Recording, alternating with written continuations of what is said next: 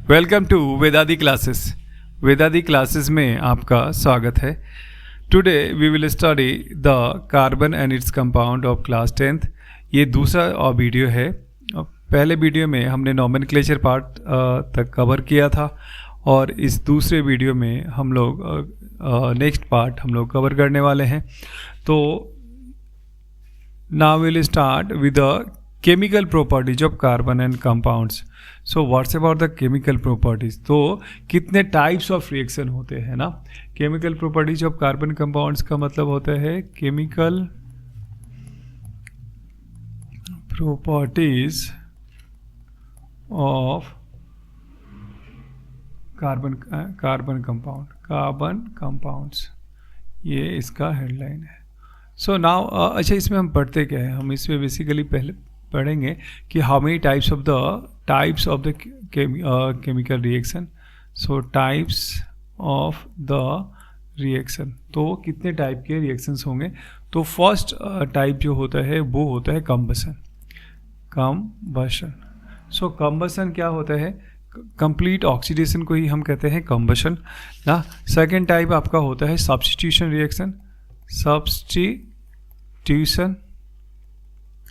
Reaction. Third type आपका होता है एडिशन रिएक्शन। सो इसे हम कहते हैं addition reaction. End of next आपका ये तीन टाइप के आपके बेसिकली कंबशन, देन आफ्टर आपका है सब्स्टिट्यूशन और एडिशन रिएक्शन। तीन तरीके के रिएक्शंस आपको पढ़ने हैं। देन आफ्टर कुछ ऑर्गेनिक कंपाउंड्स के उनकी प्रॉपर्टीज़ और रिएक्शंस पढ़ने हैं। बेसिकली आपको इथेनॉल, इथेनोइक एसिड के केमिकल प्रॉपर्टीज़ पढ़ने हैं ना। So let's start with different type of reaction. तो फर्स्ट हमारा होता है कंबशन। तो कंबशन किसे कहते हैं, सो प्रोसेस ऑफ बर्निंग। क्या कहते हैं कंबशन, किसे कहते हैं कंबशन ना। So this is the burning process ना। सो बर्निंग ऑफ कार्बन कंपाउंड, क्या कहते हैं इसे, बर्निंग ऑफ कार्बन कंपाउंड। ये क्या देता है आपको, जब कभी भी कार्बन कंपाउंड का, जिसे हम हाइड्रोकार्बन कहते हैं, यदि उसका कंप्लीट ऑक्सीडेशन होता है ना, जिसको हम कंबशन या बर्निंग कहते हैं, तो वो कार्बन डाइऑक्साइड और वाटर देता है ना, और साथ में हीट और लाइट भी देता है। So burning of carbon compound gives, क्या देता है, कार्बन डाइऑक्साइड वाटर और साथ में हीट और लाइट भी रिलीज होता है, हाई हीट और लाइट भी होता है। अच्छा, सब एक साथ जरूरी नहीं है कि सब एक साथ हो, बट ये तो ज़रूर एक साथ आता है। हीट और लाइट में से कोई आपका एक आ सकता है ना। अच्छा देखो, जितने भी अल्केन हैं वो बर्न करते हैं एयर में। अच्छा, बर्निंग के लिए आपको क्या चाहिए, ऑक्सीजन चाहिए ना। तो जैसे मैं आपको बताऊं, मीथेन का यदि हम बर्निंग करते हैं, तो मीथेन का यदि बर्निंग होता है तो क्या देगा, तो मीथेन का यदि कंप्लीट ऑक्सीडेशन करेंगे तो क्या देगा, CO2 + H2। अच्छा, इसको बैलेंस कर लेते हैं। एक कार्बन है तो एक कार्बन का CO2 बन गया, और 4 हाइड्रोजन मतलब 2H2 आपको चाहिए यहाँ पे, 2H2 यहाँ पे 2 पुट कर दीजिए। सो अच्छा, ऑक्सीजन कितना है, तो ऑक्सीजन 2 और 2 4 चाहिए, तो 4 ऑक्सीजन 2O2 आपका। So this is the balanced equation. अच्छा, इसके साथ साथ क्या होता है, कहता है हीट भी रिलीज होता है और लाइट भी रिलीज होता है ना। अच्छा, मीथेन को हम नेचुरल गैस भी कहते हैं। मीथेन इज इसे हम कहते हैं मीथेन, और methane is also your natural gas. इसे हम क्या कहते हैं, नेचुरल गैस कहते हैं। अच्छा, इसे मार्स गैस भी कहते हैं। क्या कहते हैं, मार्स गैस किसी क्यों कहते हैं, क्योंकि मार्सी प्लेसेस पे पाया जाता है। मार्सी प्लेसेस मतलब दलदली जगह, जहाँ पे मिट्टी में दलदल हो ना, मार्सीनेस हो, वहाँ पे पाया जाता है। ये माइंस में पाया जाता है ना, इसलिए माइंस में एक इंडिकेटर लगाया जाता है, इसे हम मार्स गैस इंडिकेटर कहते हैं। यदि माइंस के अंदर अच्छा, जहाँ पे कोल माइंस वगैरह होता है तो वहाँ पे मीथेन गैसेस निकलती है, और मीथेन गैसेस हमारे लिए अच्छी नहीं है ना, ये सफोकेशन क्रिएट करती है, इट में लीड्स टू डेथ, तो इससे डेथ भी हो सकती है। तो कहता है कि वैसे माइंस वगैरह में हम क्या करते हैं, मार्स गैस इंडिकेटर लगाते हैं। तो जैसे ही मार्स गैस इंडिकेटर होता क्या है, जैसे ही माइंस में मीथेन गैस निकलेगा तो वो जो इंडिकेटर है वो उसका सेंसर के कारण उसमें घंटी बजने लगेगी, और तब क्या होता है, वहाँ से जितने भी वर्कर हैं, जो काम करने वाले मजदूर हैं, वो वहाँ से भाग जाते हैं, वहाँ से हट जाते हैं, ये उस जगह को खाली कर देते हैं। तो इसे कहते हैं मार्स गैस इंडिकेटर में यूज होता है। तो बेसिकली हम पढ़ रहे कंबसन। तो कंबसन क्या होता है, कंप्लीट ऑक्सीडेशन, बर्निंग जिसे कहते हैं ना, तो वो क्या देता है, कार्बन डाइऑक्साइड H2O देता है। कुछ और भी हम रिएक्शन लेते हैं, जैसे इथेनॉल का यदि हम करते हैं। सो इथेनॉल बेसिकली क्या होता है, इथेनॉल मतलब हो गया CH3CH2OH। अच्छा, इसका भी यदि ऑक्सीडेशन यदि आप अभी मैंने क्या बताया, जितने भी हाइड्रोकार्बन हैं ना, उनका यदि कंप्लीट ऑक्सीडेशन होता है तो वो दो ही चीज़ें देते हैं, कार्बन डाइऑक्साइड और वाटर ना, और साथ साथ क्या होता है, हीट और लाइट तो उसके साथ रिलीज होता ही है ना। सो हीट प्लस लाइट उसके साथ रिलीज होता ही है। अब देखिए यहाँ पे आपको बैलेंस करना है, तो 2 कार्बन है तो आपने 2 यहाँ पे पुट कर दिया। अच्छा, और हाइड्रोजन कितने हैं, तो 3 2 5 6 हाइड्रोजन है, तो आपने यहाँ पे 3 पुट कर दिया, 3 2 6 हो गया।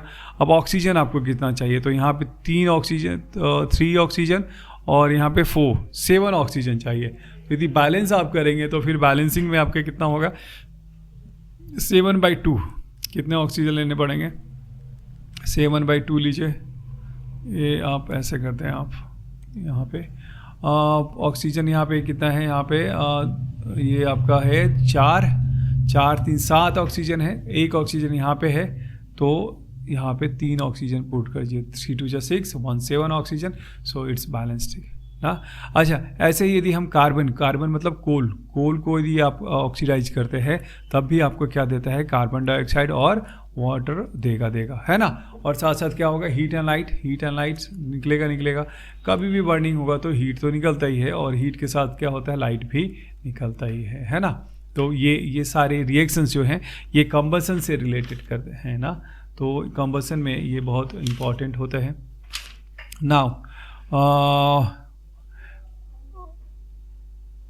अच्छा, इसका और कंबसन में और कहता है वेल्डिंग वगैरह में हम जब यूज करते हैं, वेल्डिंग में तो कहता है कि इसमें एसिटिलीन होता है। एसिटिलीन हम किसे कहते हैं, अच्छा, वेल्डिंग में जब वेल्डिंग वगैरह हो रहा होता है तो उसमें एसिटिलीन होता है। एसिटिलीन मतलब होता है इथाइन मतलब ये इथाइन कहते हैं, इथाइन और इथाइन THYNE, इथाइन को ही हम एसिटिलीन कहते हैं। और जब इसका भी ऑक्सीडेशन होता है तो वो क्या देगा, कार्बन डाइऑक्साइड प्लस वाटर देगा, प्लस हीट भी देगा, और प्लस लाइट भी देगा। तो ये डिफरेंट टाइप ऑफ रिएक्शन है जो ऑक्सीडेशन को ये ऑक्सीडेशन या कंबसन को बताते हैं। इसमें कितने कार्बन है, 2 कार्बन है, तो हमने 2 यहाँ पे पुट कर दिया। हाइड्रोजन कितने हैं, हाइड्रोजन 2 ही हैं, तो H2O ही बन जाएगा। अब बैलेंस है तो 4 और एक आपको 5 ऑक्सीजन चाहिए, तो 5/2 कर दीजिए फिर ना, तो 5/2 आप यहाँ पे कर सकते हैं, 4 और 1 5। तो ये आपका एसिटिलीन में वेल्डिंग वगैरह में भी यूज होता है। सो अच्छा, कहता है कि यदि मान लिया जाए यदि कंप्लीट कंबसन ना हो ना, कंप्लीट ऑक्सीडेशन ना हो, कंप्लीट बर्निंग ना हो, तो कहता है कि उससे क्या कुछ डिसएडवांटेजेस हो सकते हैं।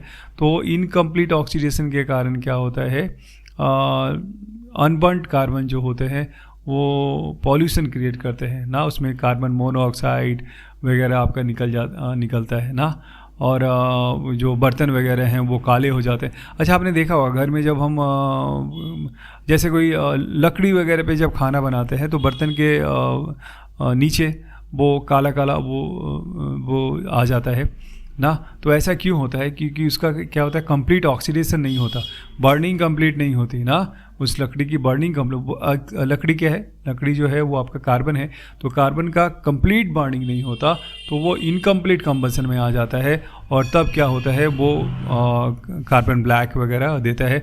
और साथ साथ इनकम्प्लीट बर्निंग और क्या देगा, तो इनकम्प्लीट बर्निंग आपका देता है कार्बन ब्लैक, तो देगा पहला क्या देगा, कार्बन ब्लैक, तो काला काला वहाँ पे जमा हो जाता है। दूसरा ये क्या देता है, कार्बन ब्लैक के साथ क्या देता है, कार्बन मोनोऑक्साइड देता है, और ये बड़ा हार्मफुल है ना, ये हार्मफुल होता है। तो इनकम्प्लीट कंबशन से हार्मफुल गैसेस निकलते हैं जो एटमॉस्फेयर को पॉल्यूट करते हैं। Now we just discuss about, अब हम डिस्कस करते हैं सब्स्टिट्यूशन रिएक्शन के बारे में। किसके बारे में हम करते हैं, सब्स्टिट्यूशन रिएक्शन।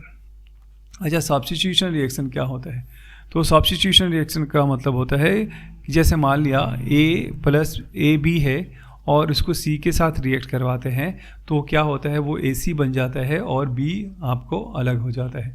यहाँ पे क्या हुआ, C ने क्या किया, B को सब्स्टिट्यूट कर दिया, C की जगह पे B की जगह पे C आ गया, तो this is the substitution reaction. अच्छा, मैं एग्जांपल देता हूँ। सब्स्टिट्यूशन रिएक्शन बेसिकली क्या होता है, अच्छा basically in case of hydrocarbon होता क्या है कि इसमें बेसिकली जो सैचुरेटेड हाइड्रोकार्बन है वो सब्स्टिट्यूशन रिएक्शन में जाते हैं, और वो क्या होता है, और क्लोरीन वगैरह के साथ रिएक्ट करके वो क्लोराइड बनाते हैं ना। तो सब्स्टिट्यूशन रिएक्शन में हम क्या करते हैं बेसिकली, इसमें कौन पार्टिसिपेट करते हैं, तो सैचुरेटेड हाइड्रोकार्बन पार्टिसिपेट करते हैं। तो सैचुरेटेड हाइड्रोकार्बन का मतलब यहाँ पे हम क्या है, अल्केन से लेते हैं ना, अल्केन से ले रहे हैं ना। इसमें बहुत सारे आपको पढ़ने हैं, बट हायर क्लासेस में वो सारी चीज़ें पढ़नी है। तो यहाँ पे आपको सब्स्टिट्यूशन रिएक्शन का मैं एक एग्जांपल देता हूँ। तो कहता है कि देखिए, जैसे मीथेन है, मीथेन हमारे पास है CH4, और ये है, इसका क्लोरीनेशन करते हैं। इस क्लोरीनेशन मतलब हैलोजनेशन होता है इन प्रेजेंस ऑफ सनलाइट, तो सनलाइट के प्रेजेंस में करते हैं। होता क्या है, तो यहाँ से क्या होता है, एक HCl आपका निकल जाएगा, और यहाँ पे ये आपका क्या बन जाएगा, then it will form CH3Cl, ये बन जाएगा CH3, और ये हो जाएगा Cl, और plus HCl as a by product. इसको हम कहते हैं क्लोरोमीथेन। क्या कहते हैं, क्लोरोमीथेन कहते हैं। अच्छा, क्या कहते हैं, यदि हम एक्सेस ऑफ क्लोरीन लेते हैं, फर्दर रिएक्शन टेक प्लेस करेगा। कैसे, जो ये क्लोरोमीथेन है, now this chloromethane will react further with chlorine in presence of sunlight. अब तब क्या होगा, now what will happen over here, तो यहाँ से एक HCl फिर से निकल जाएगा, और वहाँ पे एक क्लोरीन अटैच हो जाएगा। तो इस बार आपका जो कंपाउंड बनेगा वो ClClHH बन जाएगा, और इसको हम कहेंगे HCl as a by product. इसको हम कहते हैं डाइक्लोरोमीथेन। क्या कहते हैं, डाइक्लोरोमीथेन कहेंगे, 2 क्लोरीन आ गया, इसलिए हम इसे कहेंगे डाइक्लोरोमीथेन। नाउ अगेन एक बार और हो सकता है, तो कहता है ये डाइक्लोरोमीथेन भी क्या होते हैं, फर्दर क्लोरीनेशन करते हैं, और इन प्रेजेंस ऑफ सनलाइट तब क्या होता है, तब एक और HCl निकल जाता है, और ये बना देते हैं ट्राइक्लोरोमीथेन। और इस ट्राइक्लोरोमीथेन को ही हम क्या कहते हैं, क्लोरोफॉर्म कहते हैं। क्लोरोफॉर्म जिसे हम पहले क्या किस में यूज करते थे, एनेस्थीसिया बनाने में यूज करते थे। एनेस्थीसिया मतलब बेहोशी के लिए यूज करते थे। डॉक्टर्स वगैरह क्या करते थे, ऑपरेशन के पहले किसी को बेहोश करना है तो उसे क्लोरोफॉर्म सुंघा देते थे ना, तो उससे क्या होता था, वो बेहोश हो जाता। बट इसमें बहुत सारी डिमेरिट हो गई, क्योंकि क्लोरोफॉर्म बहुत सेंसिटिव होता है, ये बहुत जल्दी अच्छा पहले इसका नाम मैं लिख देता हूँ। इसको हम कहते हैं ट्राइक्लोरोमीथेन, या हम इसे क्या कहते हैं, क्लोरोफॉर्म। क्या कहते हैं, क्लोरोफॉर्म ना। अच्छा, इस क्लोरोफॉर्म में प्रॉब्लम क्या हो गई कि क्लोरोफॉर्म बहुत ही सेंसिटिव है। ये जैसे ही लाइट के कंसर्न में आता है या हीट के कंसर्न में आता है, ये ऑक्सीडाइज हो जाता है, और ये बहुत ही पॉइजनस गैस, उसको कहते हैं फॉस्जीन गैस ना, फॉस्जीन गैस में कन्वर्ट हो जाता है। और यदि किसी को गलती से क्लोरोफॉर्म जो कन्वर्टेड वो ऑक्सीडाइज क्लोरोफॉर्म स्मेल करवा देते हैं तो उसकी मौत भी हो सकती थी। तो इसे हटा दिया गया है, और अब एनेस्थीसिया के रूप में ईथर वगैरह का यूज किया जाता है। So we will discuss about that too, but later on.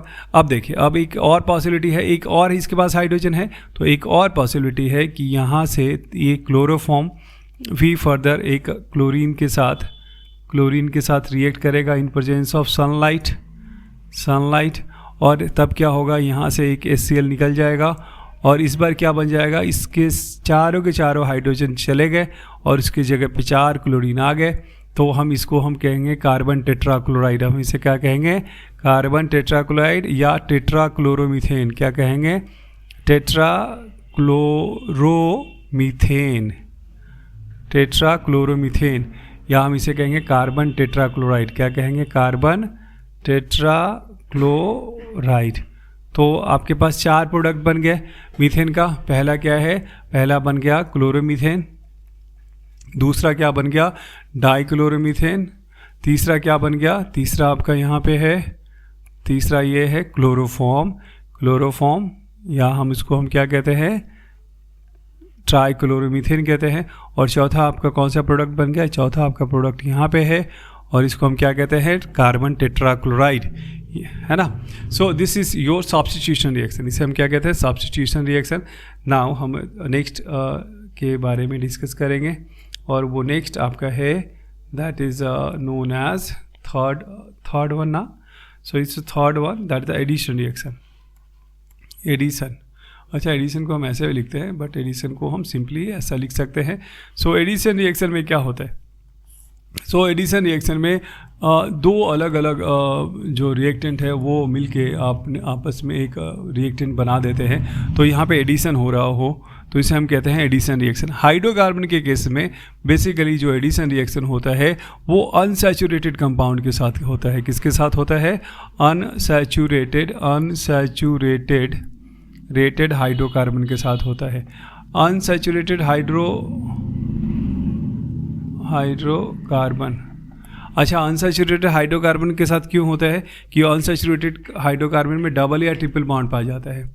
तो जब डबल और ट्रिपल बॉन्ड टूटेंगे तो सिंगल बॉन्ड बनाएंगे और तब फिर वहाँ पे एडिशन हो जाएगा ना। मैं कुछ एग्जांपल्स देता हूँ जिससे आपका ये कॉन्सेप्ट क्लियर हो जाता है। तो फर्स्ट एग्जांपल है आपका इथीन। इथीन मतलब होता है CH2 डबल बॉन्ड CH2, इसे हम क्या कहते हैं, इथीन कहते हैं। और इथीन को हम क्या करते हैं, जब हाइड्रोजनेशन करते हैं मतलब हाइड्रोजन के साथ रिएक्ट करवाते हैं ना। अच्छा हाइड्रोजन कहाँ से आया है, रिड्यूसिंग एजेंट कुछ यूज करेंगे और यहाँ पे रिड्यूसिंग एजेंट हम यूज करते हैं निकल ना, निकल एज ए कैटलिस्ट। तो जब कैटलिस्ट निकल होता है तब क्या होता है, यहाँ से एक बॉन्ड ब्रेक होगा और इसकी जगह पे सिंगल बॉन्ड यहाँ पे बन जाएंगे और एक हाइड्रोजन यहाँ पे अटैच हो जाएगा और दूसरा हाइड्रोजन यहाँ पे अटैच हो जाएगा। तब जो स्ट्रक्चर है वो कैसा हो जाएगा, ये तो पहला स्ट्रक्चर आपके है ही, इसका एक बॉन्ड हमने तोड़ दिया और इसकी जगह पे एक बॉन्ड अटैच हो गया और उसके साथ एक हाइड्रोजन अटैच हो गया। और तब क्या होता है, इसको ये क्या था आपका इथीन, क्या था इथीन, अल्कीन था। बट जब इसका हाइड्रोजनेशन आपने कर दिया तो ये बन गया इथेन, मतलब अल्केन बन गया। क्या बन गया, अल्केन। तो यहाँ पे अनसैचुरेटेड से हाइड्रोकार्बन से सैचुरेटेड हाइड्रोकार्बन बन जाता है। क्या बन जाता है, सैचुरेटेड हाइड्रोकार्बन। सैचुरेटेड हाइड्रोकार्बन मतलब जिसमें सिंगल बॉन्ड होता है। तो ये आपके एग्जाम्पल हैं किसके लिए, एडिशन रिएक्शन के लिए। क्या अच्छा ये कहाँ पे एप्लीकेबल होता है, तो हाइड्रोजनेशन ऑफ ऑयल ना, ये बहुत इंपॉर्टेंट है आपके लिए। सो मैं आपको यहाँ पे कर देता हूँ। तो एक टर्म आता है हाइड्रोजनेशन ऑफ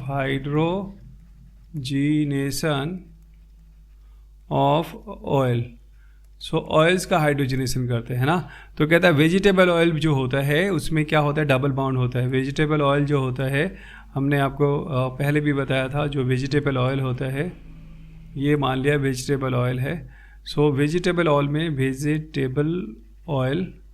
ना वो क्या होता है, वो लिक्विड स्टेट में होता है, ऑयल लिक्विड स्टेट में होता है और उसमें डबल बाउंड होता है, मतलब अनसैचुरेटेड होता है। पर जब इसको हम क्या करते हैं, हाइड्रोजनेशन करते हैं, हाइड्रोजन इन प्रेजेंस ऑफ निकल कैटलिस्ट लगाते हैं तो ये बॉन्ड टूट जाता है और एक हाइड्रोजन यहाँ पे अटैच हो जाते हैं। ये एक हाइड्रोजन यहाँ पे अटैच हो जाता है तो ये क्या हो जाता है, ये सैचुरेटेड हो जाता है। क्या हो जाता है, सैचुरेटेड। तब उस समय क्या होता है, इसका स्ट्रक्चर कुछ ऐसा हो जाता है, RR CH और ये तब वेजिटेबल ऑयल से किस में कन्वर्ट हो चुका होता है, ये अनसैचुरेटेड से सैचुरेटेड मतलब वेजिटेबल घी में कन्वर्ट हो चुका होता है।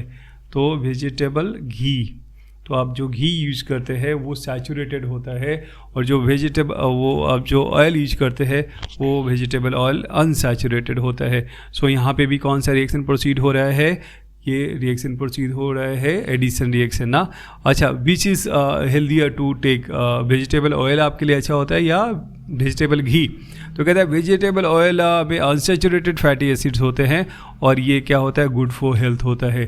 तो हमें वेजिटेबल ऑयल यूज करना चाहिए क्योंकि ये अनसैचुरेटेड होता है ना। सो अनसैचुरेटेड जो फैटी एसिड्स होते हैं ना वो हमारे लिए अच्छा होता है इसलिए। अच्छा, सैचुरेटेड जो घी होता है ना वो हमारे लिए, हमारे सेहत के लिए अच्छा नहीं होता है ना, इसलिए हमें घी अवॉइड करना चाहिए। वेजिटेबल जो घी होता है वो अवॉइड करना चाहिए।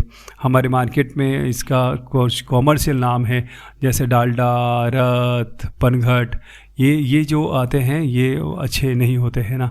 अच्छा, जो एनिमल फैट होता है जो, अच्छा ये तो वेजिटेबल घी की हम बात करते हैं ना।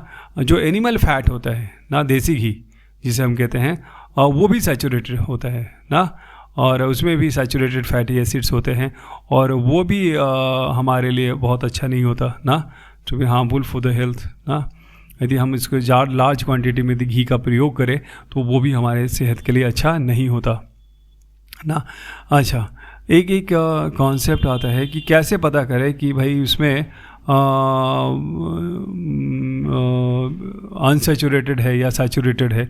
तो कहता है एक टेस्ट होता है, उसको कहते हैं ब्रोमीन वाटर टेस्ट। क्या कहते हैं? Bromine water test, water test. तो आप क्या करें, जो भी है आप जैसे जो यूज कर रहे हैं, यदि ऑयल है तो उसमें यदि हम ब्रोमीन वाटर डाल देते, ब्रोमीन और वाटर के साथ रिएक्शन करवाए तो अच्छा, ब्रोमीन वाटर का कलर जो होता है वो पहले मैं बता देता हूँ। तो जो कलर होता है ब्रोमीन वाटर का वो होता है रेड ब्राउन। क्या होता है? रेड ब्राउन ना।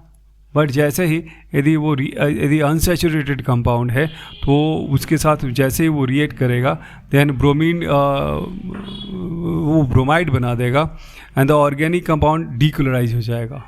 मान लिया ये कोई ऑर्गेनिक कंपाउंड है जिसमें अनसैचुरेटेड कंपाउंड है। अनसैचुरेटेड मतलब जिसमें डबल या ट्रिपल बॉन्ड पाए जाने वाला कोई हाइड्रोकार्बन है और उसमें आपने क्या किया, ब्रोमीन वाटर डाल दिया, ब्रोमीन वाटर डाल दिया। अच्छा, ब्रोमीन वाटर का कलर क्या था? Red brown.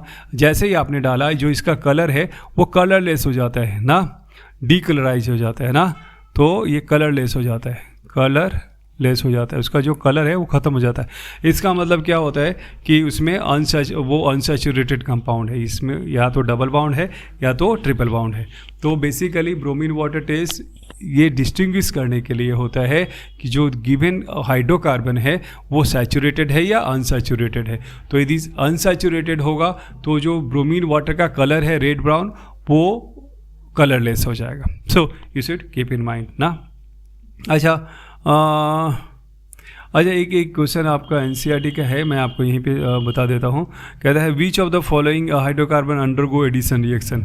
सो एडिशन रिएक्शन, अच्छा एडिशन रिएक्शन कौन सा हाइड्रोकार्बन जाता है, हमेशा याद रखिएगा अनसैचुरेटेड हाइड्रोकार्बन। मतलब वैसे हाइड्रोकार्बन जिसमें डबल या ट्रिपल बॉन्ड हो वही क्या होता है, एडिशन रिएक्शन शो करेगा। तो आप पहले देख लीजिए क्वेश्चन में कि जो गिवन कंपाउंड है उसमें डबल बाउंड या ट्रिपल बाउंड है या नहीं। सो ये मैं क्वेश्चन लिख रहा हूँ। So question is just like this, which of the following hydrocarbon undergo, अच्छा एससी मतलब हाइड्रोकार्बन ही होता है, हाइड्रोकार्बन अंडरगो एडिशन रिएक्शन। तो कौन सा एडिशन रिएक्शन शो करेगा? तो मैंने आपको क्या बताया, आपको देखना है क्या वो सैचुरेटेड है या अनसैचुरेटेड, मतलब डबल और ट्रिपल बॉन्ड है या नहीं। तो यदि अनसैचुरेटेड होगा तो वो एडिशन रिएक्शन शो करेगा, अदरवाइज नहीं करेगा। तो पहला कंपाउंड हम लेते हैं C2H6। C2H6 के बारे में हम जहाँ तक देखते हैं तो C2H6 क्या है, C2H6 इथेन है, अल्केन है। और अल्केन में क्या होता है, सिर्फ सिंगल बॉन्ड पाया जाता है। क्या पाया जाता है? सिर्फ सिंगल बॉन्ड पाया जाता है। तो अल्केन क्या है, सैचुरेटेड है, तो ये एडिशन रिएक्शन शो नहीं करेगा। दूसरा जो कंपाउंड आपका दिया गया है वो है C3H8। C3H8 इसको ऐसे फाइंड आउट कर सकते हैं कि आप ये, अच्छा अल्केन का जो मॉलिक्यूलर फॉर्मूला क्या है, CnH2n+2 है। अल्कीन का क्या है, CnH2n है। और अल्काइन का क्या है, CnH2n-2 है ना।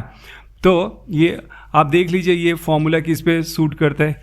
तो यदि n की जगह पे 3 रखते हैं तो 3 और 3 × 2+2 मतलब ये अल्केन का फॉर्मूले पे सूट करता है। तो ये प्रोपेन है, क्या है, प्रोपेन है। और इसमें क्या होगा, 3 कार्बन होगा और सबके साथ एक एक हाइड्रोजन हो जाएगा। तो ये बेसिकली अल्केन है। तो जो अल्केन है वो सैचुरेटेड है या अनसैचुरेटेड है, तो अल्केन सैचुरेटेड है। तो सैचुरेटेड है तो वो नहीं एडिशन रिएक्शन शो करेगा। अल्कीन का फॉर्मूला CnH2n होता है और अल्काइन का फॉर्मूला CnH2n-2 होता है। और तब क्या होगा, ये दोनों ही क्या होंगे, यदि ऐसा होगा कि वो अल्कीन या अल्काइन है, डबल या ट्रिपल बॉन्ड है उनमें, तो वो अनसैचुरेटेड होंगे। तो आपका देखिए दूसरा आपका कंपाउंड है C2H2। अब ये किस फॉर्मूले पे होता है, तो आप C2H2 जो होता है CnH2n-2 पे होता है। तो 2 कार्बन के बीच में एक ट्रिपल बॉन्ड, एक एक हाइड्रोजन यूज कीजिए और इसे कहेंगे इथाइन। क्या कहेंगे, इथाइन। चूँकि इसमें ट्रिपल बॉन्ड है, एडिशन रिएक्शन शो करेगा। अच्छा नेक्स्ट आपका है CH4। CH4 मतलब CH4 है। तो CH4 में क्या है, CN4 का करेंगे, एक कार्बन का अल्केन, तो वो CH4 मीथेन ही हो जाता है और वो CnH2n+2 को फॉलो करता है। और तब क्या होगा, यहाँ पे क्या होगा, इसको हम क्या कहेंगे, ये सिंगल बॉन्ड होता है। तो ये क्या करता है, ये आपका सैचुरेटेड है और ये नहीं करेगा। नेक्स्ट आपका क्या है, एक और दिया हुआ है C3H6। C3H6 मतलब दुगने से, अच्छा यहाँ से ही पता चल जाता है, यदि दुगना हाइड्रोजन होता है ना तो वो अल्कीन होगा, दुगने से 2 ज़्यादा है तो वो अल्केन होगा, दुगने से 2 कम है तो अल्काइन होगा। यहाँ पे देखिए जैसे इसमें है, जो हाइड्रोजन है दुगने से 2 कम है तो वो अल्काइन है। यहाँ पे देखिए दुगने से सीधे दुगना है, C3 है तो ये दुगना है, जो दुगना है वो अल्कीन है। क्या है, अल्कीन है। तो अल्कीन है तो ये इसमें के बीच क्या होगा, एक डबल बॉन्ड पाया जाएगा 2 कार्बन के बीच में। और ये चूँकि इसमें डबल बॉन्ड है तो ये कौन सा होगा, ये होगा आपका अनसैचुरेटेड और ये एडिशन रिएक्शन शो करेगा। आई होप आपको ये समझ में आया होगा। तो हमने डिफरेंट टाइप ऑफ रिएक्शंस के बारे में एक्सप्लेन किया। Now will just move towards the some important carbon compounds. तो सम इम्पॉर्टेंट कार्बन कंपाउंड्स में पहला है इथेनॉल। क्या है आपका, इथेनॉल। तो इथेनॉल के बारे में हम पढ़ेंगे, इथेनॉल की क्या क्या प्रॉपर्टीज़ होती हैं। तो कुछ फिजिकल प्रॉपर्टीज भी पढ़ेंगे और कुछ केमिकल प्रॉपर्टीज भी पढ़ेंगे। अच्छा इसमें आपको प्रिपरेशन वगैरह नहीं पढ़ना तो हम उसको अवॉइड करेंगे। तो हम सीधे डायरेक्ट आते हैं इथेनॉल। तो इथेनॉल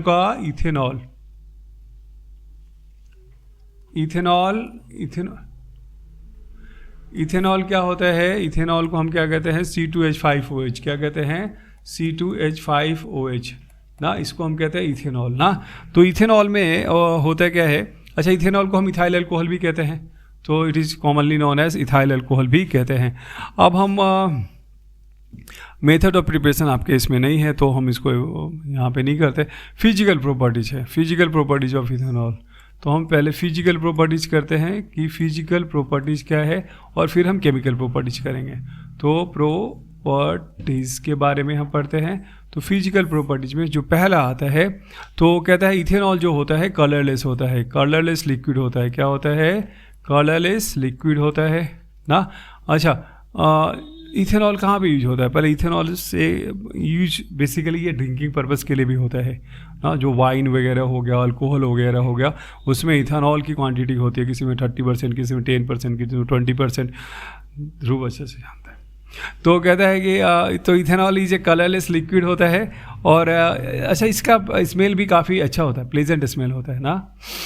हाँ प्लीजेंट स्मेल होता है, प्लीजेंट स्मेल होता है ना। सो एंड बर्निंग टेस्ट होता है ना। अब आप टेस्ट करेंगे तो बहुत ही कड़वा सा होता है ना। तो इसको टेस्ट क्या होगा, बर्निंग टेस्ट होता है इसका। Burning test. अच्छा देखो, इथेनॉल का बॉइलिंग पॉइंट काफ़ी लो होता है। बॉइलिंग पॉइंट की हम बात करें तो वो 78 डिग्री सी होता है। अच्छा, इसका बॉइलिंग पॉइंट लो होता है ना, वो हाईली वोलेटाइल होता है। तो ये भी वोलेटाइल होता है। वोलेटाइल का मतलब क्या होता है कि यदि आप इसको बाहर रख दें तो वो इवेपोरेट बहुत तेज़ी के साथ करेगा, है ना। सो अच्छा, ये वाटर से हल्का, इसकी डेंसिटी कम होती है वाटर से, तो लाइटर देन वाटर होता है। क्या होता है ये? लाइटर देन वाटर होता है। तो लाइटर देन वाटर होता है। Isn't it? समझ में आ रहा है तुम लोगों को? गुड। अच्छा, इथेनॉल को पानी के साथ मिक्सअप हो जाता है ना। सो इथेनॉल वाटर, अच्छा ये होता क्यों है, इसके लिए एक पीछे रीजन है। तो जो इथेनॉल है, इथेनॉल सॉल्युबिलिटी कहते हैं। तो सॉल्युबिलिटी की बात करें, सॉल्युबिलिटी, तो ये इथेनॉल जो है सॉल्युबल इन वाटर होता है। Ethanol is soluble in water होता है। तो ये पानी में डिजॉल्व कर जाता है ना। लोग देखते हैं ना अल्कोहल में पानी मिला के पीते, तो वो आपको पता नहीं चलेगा बाहर से देख के कि उसमें अल्कोहल में पानी मिला हुआ है नहीं मिला हुआ है ना। तो कहता है कि ये क्या होता है कि सॉल्युबिलिटी, सो ये होता है क्या है। तो केमिस्ट्री में आप हायर क्लासेस में पढ़ेंगे, इसमें इंटरमोलिकुलर हाइड्रोजन बॉन्डिंग होता है and that's why it is soluble in water. अच्छा देखिए, और इसकी अच्छा बेसिकली क्या होता है। अच्छा, इसकी एसिडिटी की हम ये कैसा कंपाउंड होता है। तो कहता है बेसिकली जो यदि हम लिटमस पेपर पे इसका कोई इफेक्ट नहीं होता है ना। So is a neutral compound. तो न्यूट्रल होता है ना। No effect on litmus paper, no effect on litmus paper. अच्छा देखिए, लिटमस पेपर पे किसका इफेक्ट नहीं होता? जो न्यूट्रल होता है। अच्छा, आप आपने पढ़ा होगा पीएच के बारे में। पीएच यदि इसका 7 होता है वो न्यूट्रल होता है। जो 8, 9, 10, 11, 12, 13, 14 इधर की ओर बढ़ता है वो बेसिक होता है। क्या होता है? बेसिक होता है। और जो 7 से कम होता है, जैसे 6, 5, 4, 3, 2, 1, वो क्या होता है? वो एसिडिक होता जाता है, एसिडिक होता है। अच्छा, यहाँ पे जो पानी है, पानी बेसिकली न्यूट्रल होता है। अब आप यदि हम एसिडिक की बात करें तो हम कहते हैं कि मान लिया एक गिलास में हम पानी देते हैं आपको और एक गिलास में अल्कोहल देते हैं और कहते हैं कि आप मुझे बताइए कि कौन ज़्यादा एसिडिक है। तो कहते हैं कि आप ऑब्वियसली आप कहेंगे कि अल्कोहल ज़्यादा एसिडिक है, बट एक्चुअली अल्कोहल एसिडिक नहीं होता ना। सो पानी अल्कोहल के कंपेयर में पानी ज़्यादा एसिडिक हो जाता है। सोचिए, पानी न्यूट्रल है बट स्टिल पानी ज़्यादा एसिडिक हो जाता है और अल्कोहल कम एसिडिक होता है। क्यों होता है, कैसे होता है, ये आप जब हायर क्लासेस में जाएंगे ना तब आप पढ़ेंगे। बट फिलहाल इतना ही जाने आप कि ये न्यूट्रल होता है और इससे कोई इफेक्ट नहीं होता। तो ये इसकी फिजिकल प्रॉपर्टीज़ थी। अभी हम इसके बारे में केमिकल प्रॉपर्टीज पढ़ेंगे। Chemical properties of ethanol. So chemical properties क्या है? Chemical properties. तो केमिकल प्रॉपर्टीज़ में ये कौन से किसके साथ रिएक्ट करता है ना। तो कहता है इसके रिएक्शंस हम पढ़ेंगे बेसिकली ना। तो पहला जो रिएक्शन है केमिकल प्रॉपर्टीज़ में वो होता है ऑक्सीडेशन। क्या कहते हैं? कंबसन कहते हैं, कंबसन। अच्छा, अभी हमने क्या पढ़ा टाइप्स ऑफ रिएक्शन में? यदि कंबसन यदि होता है किसी भी हाइड्रोकार्बन का, अल्कोहल तो हाइड्रोकार्बन है ही ना, बट क्या आता है कि यदि किसी भी हाइड्रोकार्बन का कंबसन होता है तो हमें क्या मिलता है? CO2, H2O, हीट और लाइट ना। तो सपोज मान लिया जाए हमारे पास अल्कोहल है। अच्छा, अल्कोहल कहाँ पे यूज होता है? स्प्रे वगैरह जो आप परफ्यूम वगैरह लगाते हैं उसमें भी यूज होता है। अब इसको अल्कोहल को मैं जलाता हूँ और दबाता हूँ और इससे अल्कोहल निकलेगा बेसिकली ना, और उसमें आप माचिस लगा दें, इट विल बर्न ना। और जब बर्निंग तो इसका मतलब क्या होता है? वो कार्बन डाइऑक्साइड H2O में बर्न कर जाता है ना, बर्न करके कार्बन डाइऑक्साइड H2O देता है। So ethanol burn with a clear flame ना, और उससे बहुत सारे हीट निकलता है ना, और इसलिए ये फील्ड में यूज होता है ना। अब अभी इथेनॉल और कहाँ पे होता है? सो एडिटिव इन पेट्रोल में भी आजकल लोग क्या करते हैं? इथेनॉल को मिला देते हैं ताकि उसकी इफिशिएंसी बढ़ जाए ना। सो इथेनॉल का हम यूज वहाँ पे भी करते हैं है ना। अच्छा, कहते हैं इथेनॉल को हम पेट्रोल के साथ मिला के फ्यूल कार में भी यूज करते हैं। ये ब्राज़ील वगैरह में इस पे वर्क किया गया है। हमारे देश के अभी जो ट्रांसपोर्ट मिनिस्टर हैं ना, तो उन्होंने भी क्या किया है, इस पे वर्क कर रहे हैं। तो इन कमिंग टाइम हमारे इंडिया में भी कुछ ऐसे प्रयोग हों और इथेनॉल वगैरह से और कारें वगैरह फ्यूल के रूप में हम इसको यूज करें ना। सो आपने मोलासेस देखा है? मोलासेस जो होता है, अच्छा इथेनॉल कहाँ होता है, मैंने क्या बताया, ये वाइन्स वगैरह में भी यूज होता है ना। वाइन्स फर्मेंटेशन, यदि हम जो मोलासेस होता है, जो शुगर इंडस्ट्री में बाई प्रोडक्ट निकलता है ना, उसको मोलासेस कहते हैं। सो उसमें इथेनॉल होता है फर्मेंटेड ना। अच्छा, कैसे बनता है, तो केन शुगर को फर्मेंटेट करते हैं तो वो मोलासेस में ये हो जाता है, और मोलासेस का हम यूज करते हैं ना। तो ये सारी चीज़ें इसमें अल्कोहल पाया जाता है।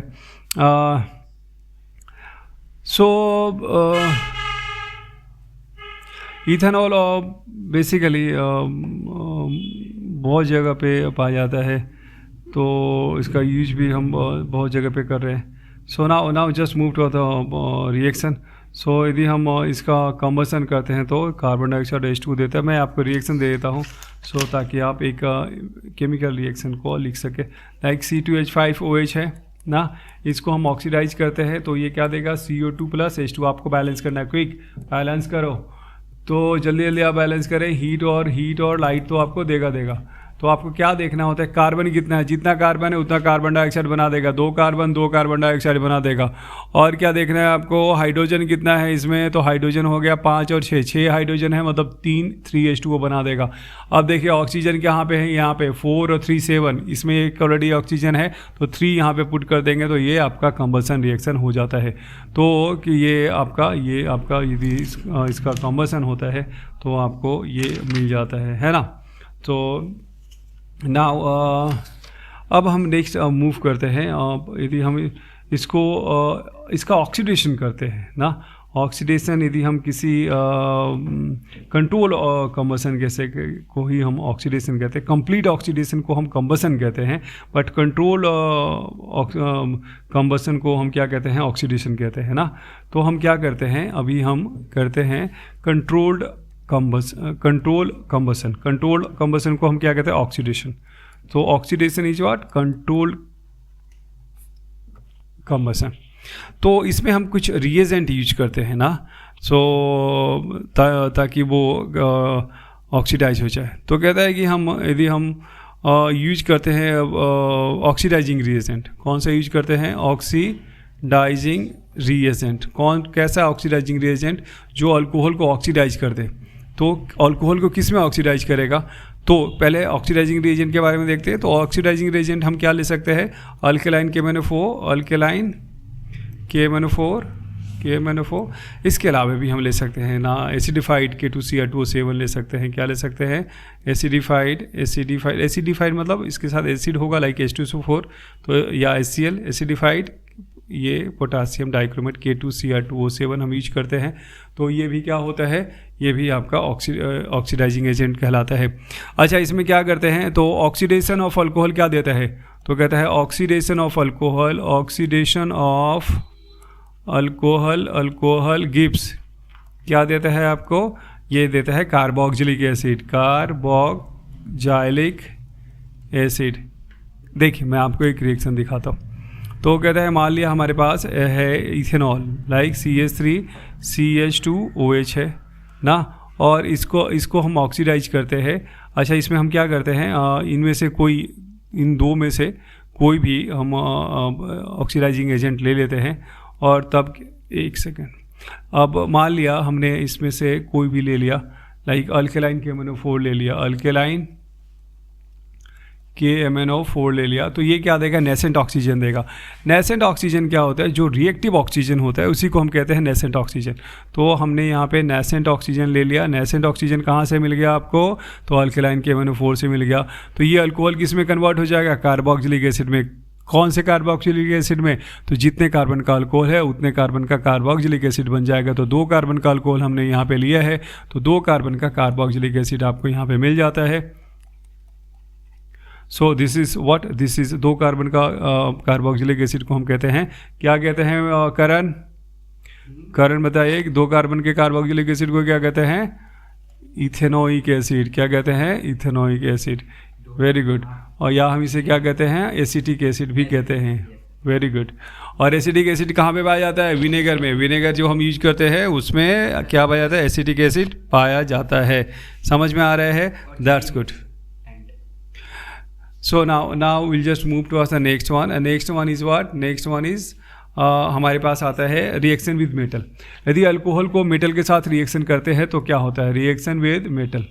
तो मेटल, तो अल्कोहल यदि मेटल के साथ रिएक्ट करता है तो बेसिकली वो क्या देता है? वो सोडियम अल्कोक्साइड और हाइड्रोजन रिलीज करता है। अच्छा देखिए, मैं आपको एग्जांपल दूँ। जैसे मान लिया हमारे पास है इथेनॉल C2H5OH। अच्छा मैं बैलेंस ही कर रहा हूँ क्या? चलो कोई नहीं, बैलेंस इक्वेशन देते हैं और वो सोडियम के साथ रिएक्ट कर देता है तो ये बन जाता है C2H5ONA। तो ये अल्कोक्साइड कहते हैं। तो ये सोडियम अल्कोक्साइड बन गया और हाइड्रोजन रिलीज हो गया ना। तो ये आपका क्या बन गया? सोडियम, 2 कार्बन का अल्कोक्साइड बन रहा है तो इसे हम कहते हैं सोडियम इथॉक्साइड। क्या कहते हैं? Sodium ethoxide. तो क्वेश्चन में पूछ सकता है कि what will happen when ethanol react with the sodium metal. तो you have to say it forms sodium ethoxide and you have to write this equation. Yes, so now will just move. अच्छा देखिए, basically जब आप ethanol में जो sodium metal डालते हैं, sodium metal बहुत ही रिएक्टिव होता है ना। सो तब क्या होता है? रिएक्शन काफ़ी तेज़ी से होता है और पॉप साउंड आता है ना। सो पॉप साउंड जो होता है वो हाइड्रोजन के निकलने से आता है, तो वो बताता है कि हाइड्रोजन रिलीज हो रहा है। So it comes from as a pop sound. So and it forms what? Sodium ethoxide. Now the next reaction we have, next reaction है dehydration. Fourth क्या है? Dehydration. Dehydration का मतलब क्या होता है? D मतलब होता है रिमूवल और हाइड्रेशन मतलब वाटर। तो वाटर के रिमूवल को, यदि अल्कोहल से वाटर हटा दिया जाए तो उस प्रोसेस को हम कहते हैं डिहाइड्रेशन ऑफ अल्कोहल। क्या कहते हैं? Dehydration of alcohol. तो डिहाइड्रेशन ऑफ अल्कोहल अलग अलग टेम्परेचर पे होता है, बट हमें बेसिकली यहाँ पे क्या करना है कि डिहाइड्रेशन 170 डिग्री सी पे करना है in presence of Kong H2SO4। Kong H2SO4 क्या पे, यहाँ पे क्या है? कैटलिस्ट है। कॉन्ग H2SO4 हम क्या लेते हैं? कॉन्ग H2SO4 ये कैटलिस्ट है और इस कैटलिस्ट के प्रेजेंस में जब 170 डिग्री सी टेम्परेचर पे, 170 डिग्री सी टेम्परेचर पे अल्कोहल को हीट करते हैं। किसको हीट करते हैं? अल्कोहल को। तो अल्कोहल क्या देता है? अल्कोहल कॉन्ग H2SO4 के प्रेजेंस में 170 डिग्री सी पे हीट करते हैं तो अल्कोहल अल्कीन में बदल जाता है। किस में बदल जाता है? अल्कीन में। तो क्वेश्चन आ सकता है कि कन्वर्ट इथेनॉल इनटू इथीन। तो इथेनॉल कौन सा हो गया आपका? देन CH 2 कार्बन का अल्कोहल, इसको हम इथेनॉल कहते हैं। क्या कहते हैं? इथेनॉल कहते हैं। और उसको हम जब रिएक्ट करवाते हैं कॉन्ग H2SO4 के साथ कितने डिग्री सेल्सियस पे? 170 डिग्री सेल्सियस पे। तो डिहाइड्रेशन होता है। तो होता क्या है? यहाँ से एक H2O यहाँ से निकल जाता है। ये हाइड्रोजन यहाँ से निकल गया, बच गया क्या? CH2 और इनके बीच डबल बाउंड आ जाता है। CH2 डबल बाउंड आ गया और एक H2O निकल गया। रिमूवल ऑफ वाटर डिहाइड्रेशन कहलाता है। और अल्कोहल जो हमने क्या लिया है? कौन सा अल्कोहल हमने यहाँ पे लिया है? So we have taken ethanol. क्या लिया है हमने? इथेनॉल। और इथेनॉल से आपका क्या बन गया? इथीन। क्या बन गया है? इथीन। सो क्वेश्चन अलग अलग तरीके से आ सकते हैं कि what happens when ethanol react with conc H2SO4 at 170 degree C. So आपको बताना है इथीन बनेगा। या पूछेगा कन्वर्ट इथेनॉल इनटू इथीन, तो आप इसको रिएक्ट करवा दीजिए कॉन्ग H2SO4 के साथ एट 170 डिग्री सी, आपको इथीन मिल जाएगा। नाउ नेक्स्ट वन, एक और रिएक्शन आपका बाकी रह जाता है, उसके बारे में भी हम डिस्कस कर लेते हैं। तो वो क्या होता है वो हम डिस्कस करते हैं। That is known as esterification ना। अच्छा एस्टेरिफिकेशन क्या होता है? एस्टेरिफिकेशन, तो एस्टेरिफिकेशन के बारे में कहता है फॉर्मेशन ऑफ एस्टर, एस्टर को बनने की प्रक्रिया को हम क्या कहते हैं, the process of formation of ester is known as esterification and how it is form. तो कहता है अल्कोहल, अल्कोहल आप लीजिए, अल्कोहल को कार्बोक्सिलिक एसिड के साथ रिएक्ट करवाइए ना, तो आपको क्या दे देगा वो, अच्छा इन प्रेजेंस ऑफ क्या, तो कुछ कैटलिस्ट लेते हैं, उसे हम कहते हैं कॉन्क H2SO4 के प्रेजेंस में वो क्या बन जाएगा, एस्टर बन जाएगा, क्या बनेगा, एस्टर बन जाएगा, और क्या होगा, वाटर रिलीज होगा। मैं एक डायरेक्ट आपको इक्वेशन देता हूँ, तो आप एक कहेगा कि मान लिया ये अल्कोहल लीजिए C2H5OH, इथेनॉल को आप रिएक्ट करवाइए एसिटिक एसिड के साथ। एसिटिक एसिड का फॉर्मूला क्या हो जाता है, ये हो जाता है CH3C♯OH। मैं इसको पीछे की ओर लिख रहा हूँ ताकि मैं एक मॉलिक्यूल ऑफ वाटर यहाँ से रिलीज कर सकूँ। तो यहाँ से हम क्या करते हैं, एक मॉलिक्यूल ऑफ वाटर क्या होता है यहाँ से रिलीज कर देते हैं। तो जैसे ही वाटर मॉलिक्यूल यहाँ पे हटता है तो ये वाला जो कॉन्क H2SO4 है ये क्या होता है, ये हो जाता है CH3C♯O, और ये आपका बच जाता है क्या, O, और ये बच जाता है C2H5 यहाँ पे मिल जाता है, और H2O यहाँ से निकल जाता है। अच्छा, इसका नाम कैसे देते हैं एस्टर का, तो मैंने पिछले वीडियो में आपको बताया था, जो एस्टर का नाम देते हैं अल्काइल अल्कानोइड करते हैं। तो अल्काइल ग्रुप जो ऑक्सीजन के साथ अटैच्ड हो उसको पहले हम नाम देते हैं, 2 कार्बन के अल्काइल ग्रुप को हम इथाइल कहते हैं, उसे हम कैपिटल लेटर से लिखते हैं, और उसके बाद 2 कार्बन को इथेन कहते हैं, और एस्टर का हम कौन सा लगाते हैं सफिक्स O8, तो हम O8 लगा देंगे।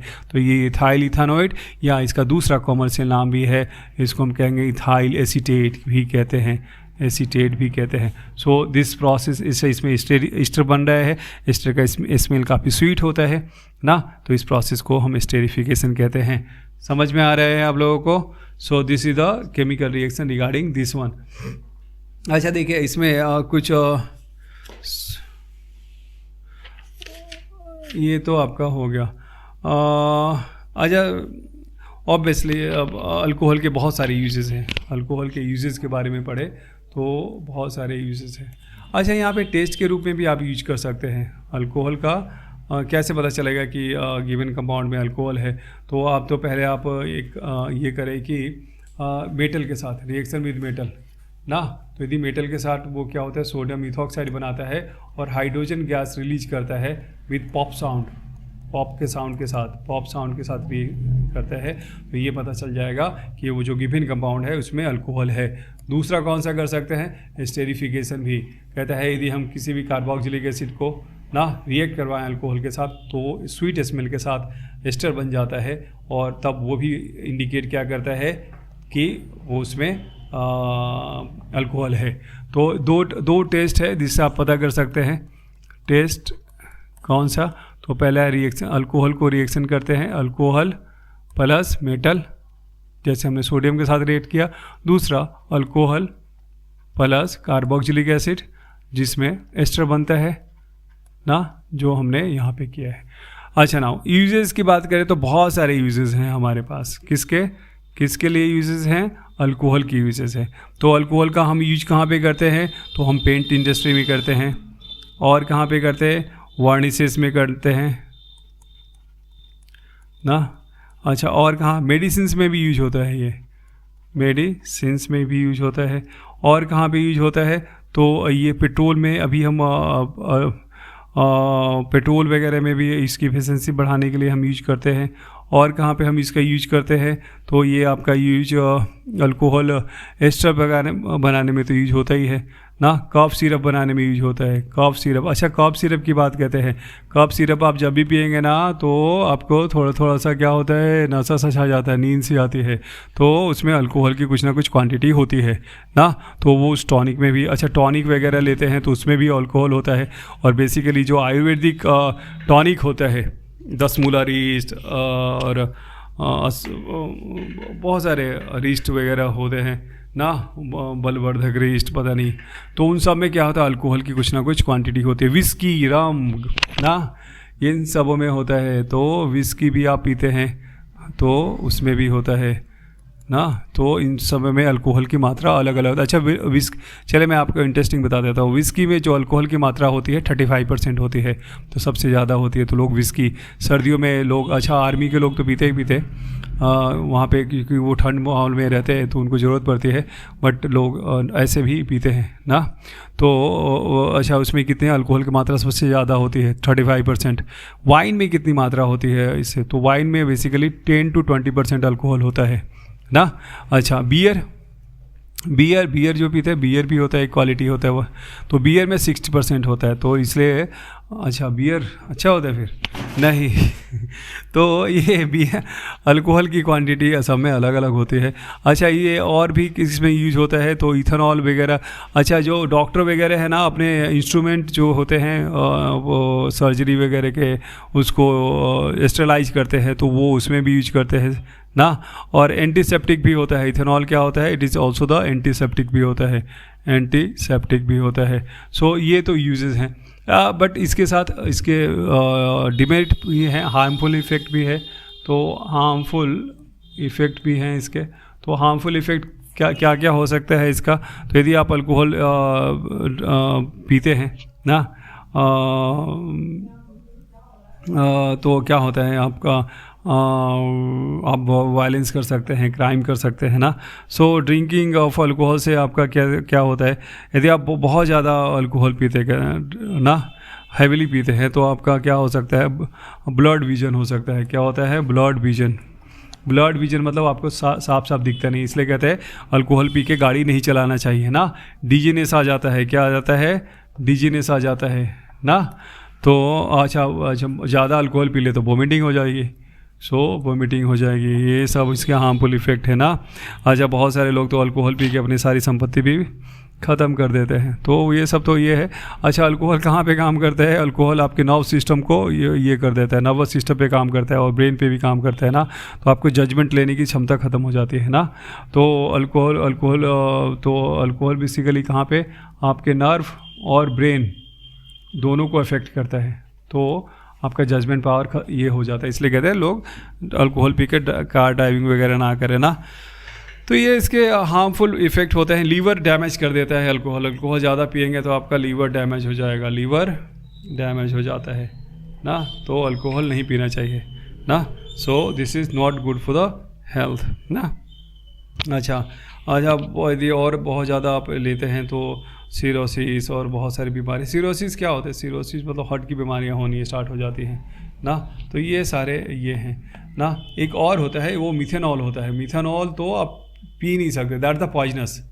इथेनॉल तो अब ड्रिंकिंग पर्पस के लिए होता है, बट मिथेनॉल जो होता है वो बहुत ही पॉइजनस होता है। मिथेनॉल जिसे हम कहते हैं मिथेनॉल यदि गलती से किसी ने थोड़ा सा भी पी लिया तो उसका पहले तो भाई जो आपने देखने की क्षमता है ना, ऑप्टिक नर्व को डैमेज कर देता है ना, ऑप्टिक नर्व।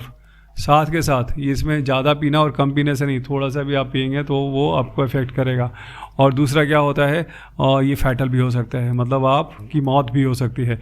इसलिए इसको जैसे फैक्ट्रीज में जहाँ पे अल्कोहल बनता है, इथेनॉल बनता है ना, तो वहाँ पे भी प्रिकॉशंस के लिए लोग क्या करते हैं, अल्कोहल में मिथेनॉल मिला देते हैं। तो जो अल्कोहल को अनफिट फॉर ड्रिंकिंग के लिए ये यूज़ करते हैं। तो यदि इथेनॉल में आपने मिथेनॉल मिला दिया तो वो फिर भाई गया काम से, तो उसके लिए वो ब्लाइंड हो जाता है ना, आंखें ब्लाइंड हो जाती है, देख नहीं पाएगा, फिर उसको नर्व सिस्टम पे, लीवर पे सब कुछ डैमेज कर देता है बहुत ज़्यादा। तो ये बहुत ही खतरनाक है। ये तो पॉइजनस है, मिथेनॉल इज पॉइजनस, ये तो पॉइजनस होता है। तो इसे तो ये मतलब पीने के लिए कभी यूज किया ही नहीं जा सकता। ये हमेशा मिलाया जाता है किसी भी अल्कोहल को अनफिट फॉर ड्रिंकिंग के लिए ना। So this is the story about the अच्छा इसी को कहते हैं डीनेचर्ड अल्कोहल, क्या कहते हैं ना। तो डीनेचर्ड अल्कोहल क्या हो गया, इसी को कहते हैं डीनेचर्ड अल्कोहल। जो अल्कोहल है उसको unfit for drinking, denatured alcohol या ethanol.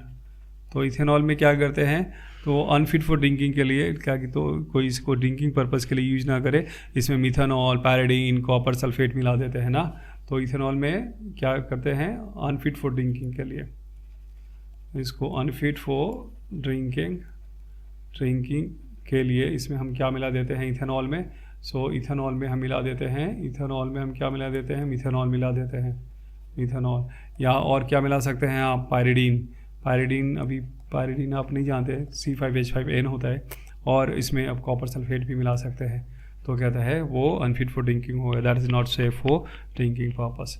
Now there is so यहाँ तक हम लोग कवर करते हैं बेसिकली। और नेक्स्ट जो पार्ट है इट्स थोड़ा सा बड़ा चैप्टर है ये, तो यदि सही से करेंगे तो इसमें थोड़ा समय तो लगेगा। तो नेक्स्ट वीडियो में हम इसको फिर कवर करेंगे जो रेस्ट पार्ट है।